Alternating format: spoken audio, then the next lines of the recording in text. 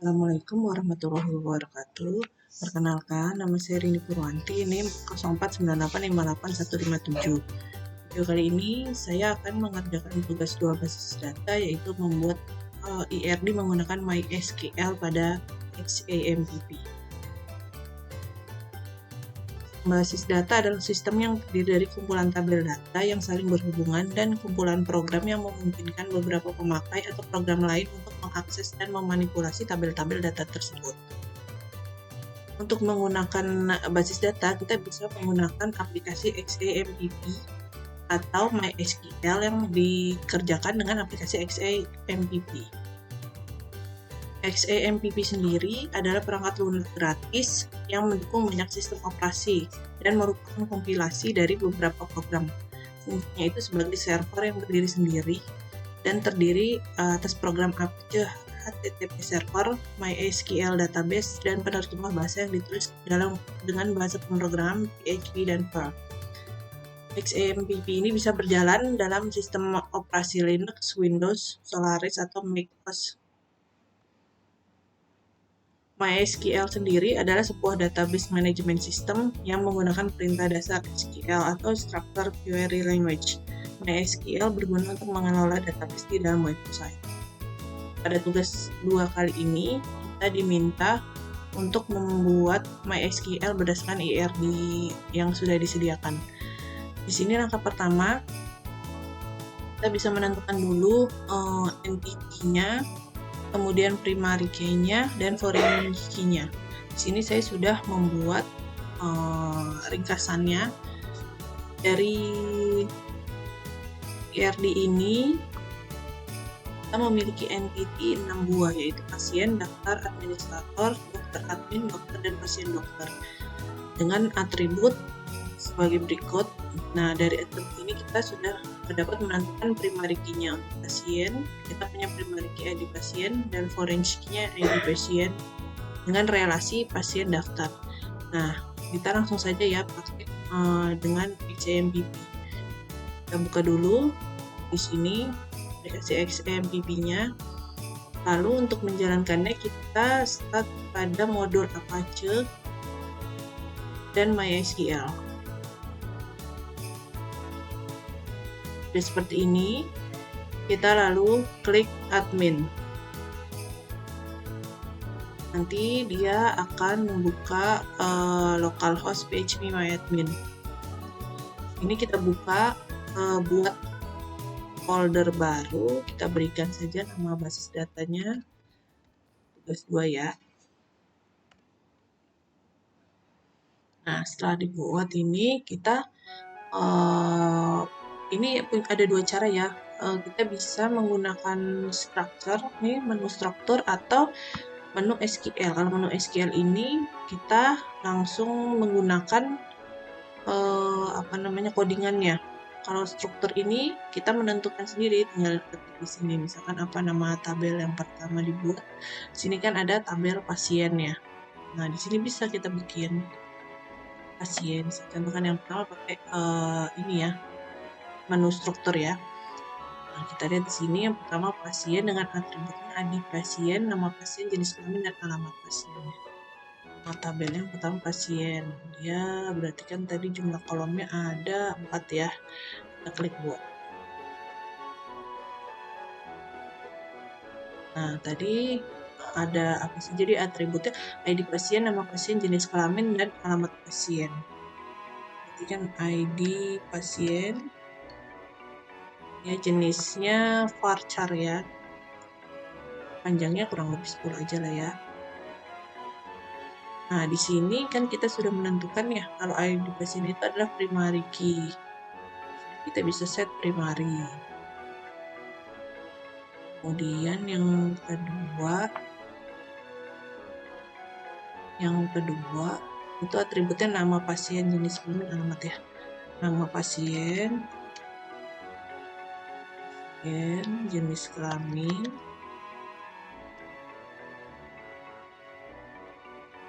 dan alamat pasien.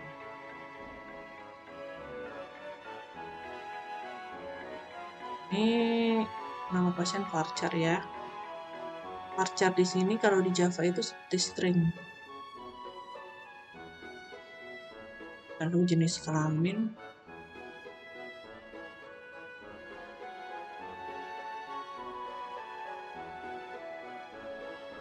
alamat ya.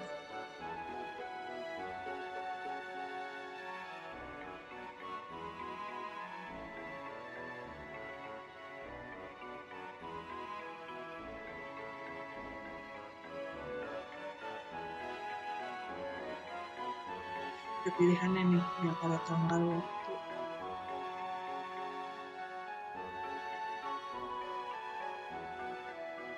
Ini kan dia tidak ada ya indeksnya, ini buaya. Satu.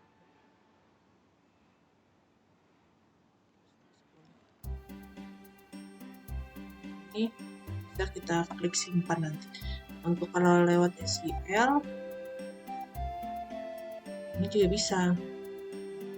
SQL ini saya sudah membuat di sini ya di Notepad ya codingannya.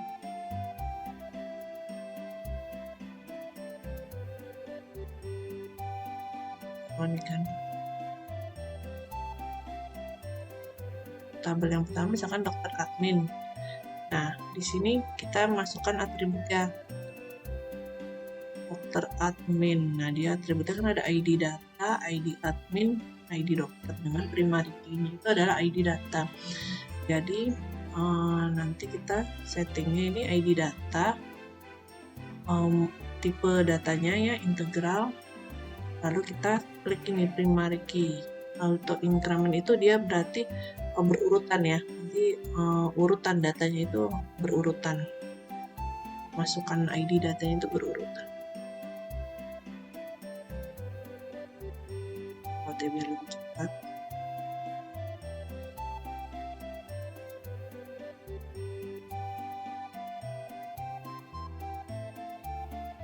Dengan SQL seperti ini codingannya. ID itu biasanya auto increment ya karena dia berurutan ya ID datanya.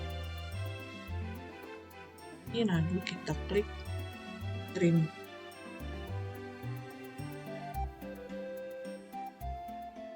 Nah, ini sudah jadi ininya.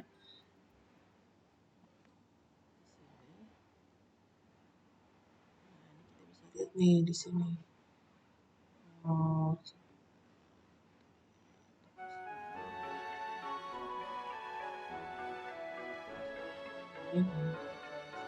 Ya. Ini kan sudah ada nih. Jadi admin waktu jaga admin ini misalkan ada pasien ya.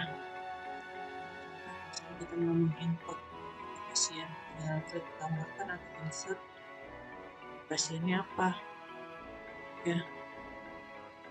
Ini misalkan 0001 pasiennya kita ketik yang di bagian sini ya nilai nama pasiennya,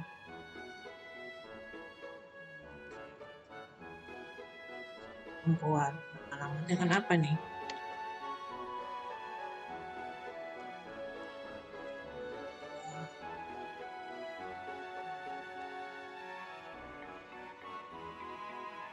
Nah, ini ya ini pasien kan sama ya 001 isinya. Yang berikutnya bisa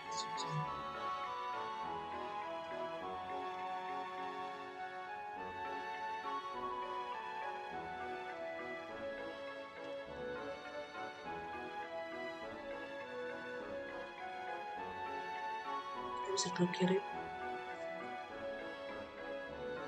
Sudah masuk tuh yang pertama tadi itu nama pasien jenis kelamin, ada 2 baris.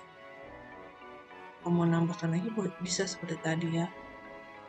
Jadi dari daftar pasien ya tadi ID pasien ini ya, misalkan dia mau mendaftar ya, daftar ke sini. Nah, di sini bisa tambahkan lagi. Nah, ini ID daftarnya berapa nih, masukkan ID pasiennya nih 001. Di daftarnya sesuai nomor pendaftarannya. contoh untuk insert ya. Lalu yang berikutnya kita tentukan relasi ya. Bisa dilihat ya, relasinya itu pertama pasien dengan daftar ke pasiennya. Pasien lalu klik upload. Nah, di sini dan di sini yang jadi primary key ID pasiennya. ID pasien. Di sini tidak ada foreign key-nya ya. Lalu yang kedua dari pasien ya ke daftar.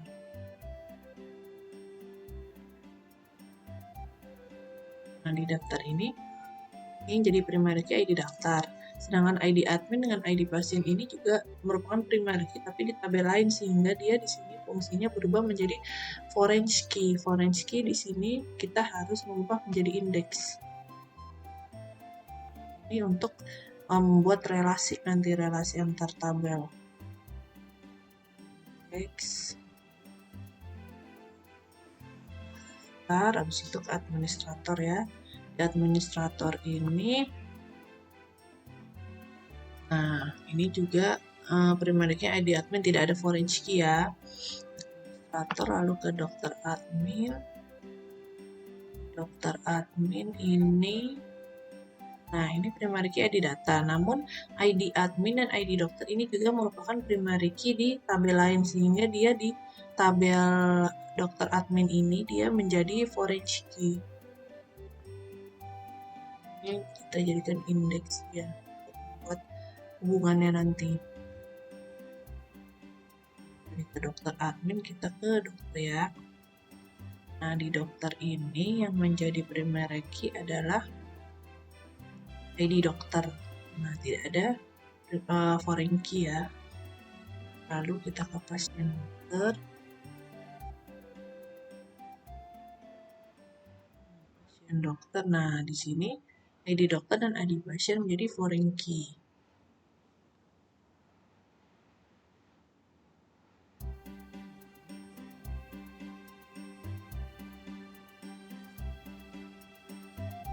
Ya, tadi udah pasien dokter ya.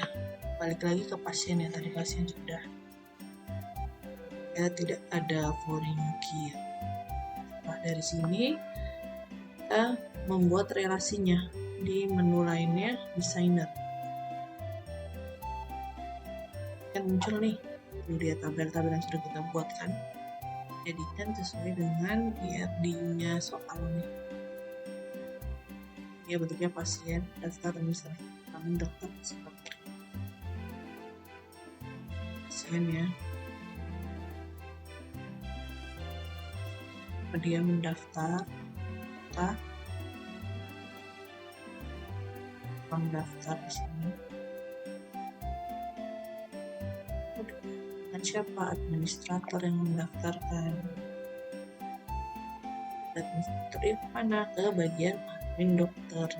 Oh, di sini kita namakannya dokter admin. Jadi dokter admin yang mendaftar, yang memiliki data semua, dia akan diserahkan ke dokter. Mau meriksa, kalau dokter mau meriksa, datanya akan disimpan di tabel pasien dokter.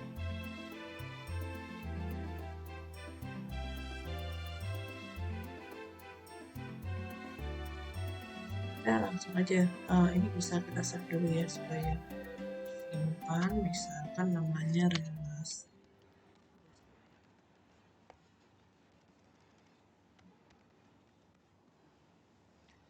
Buat relasi, create relationship. Apa di sini pasien kan punya ID-nya ya, entah itu NIK atau nomor BPJS. Klik di sini, lalu dia akan mendaftar. Saat mendaftar dia akan memiliki ID daftar atau nomor RM. Kalau di klinik atau rumah sakit. Nah, kan hubungannya. Lalu yang berikutnya, setelah dari ID daftar dia akan ke adminnya. Kita lihat di sini. ID admin dengan ID daftar. Kan ID admin, ID admin dari yang ya.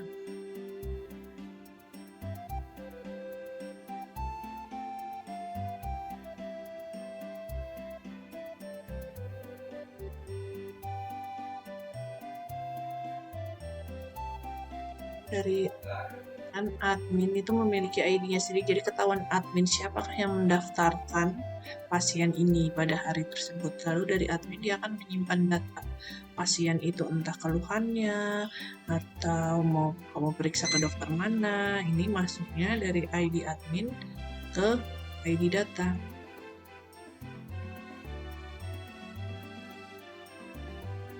Ini lalu ini dari ID datanya ini, data pasien yang sudah menyimpan semua data pasien ya, dari identitas sampai keluhan sampai segala macam, ini akan diserahkan ke dokter. Dokternya siapa yang praktek? Nah, ini dokter itu memiliki masing-masing ID sehingga menyambung ke ID dokter.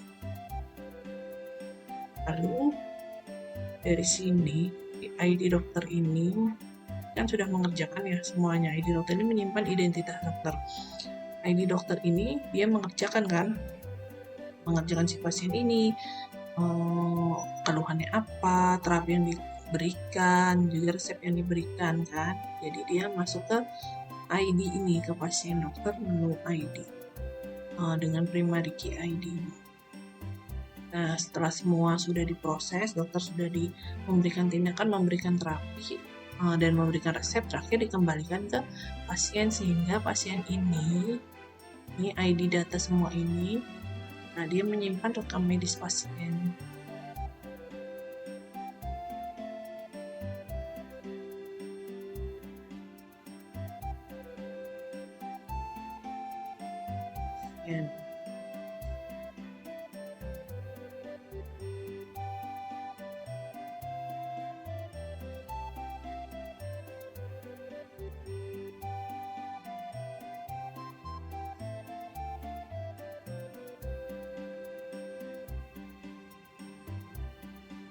ID ini ke ID pasien ini sudah dirapikan, tinggal kita rapikan lagi ya.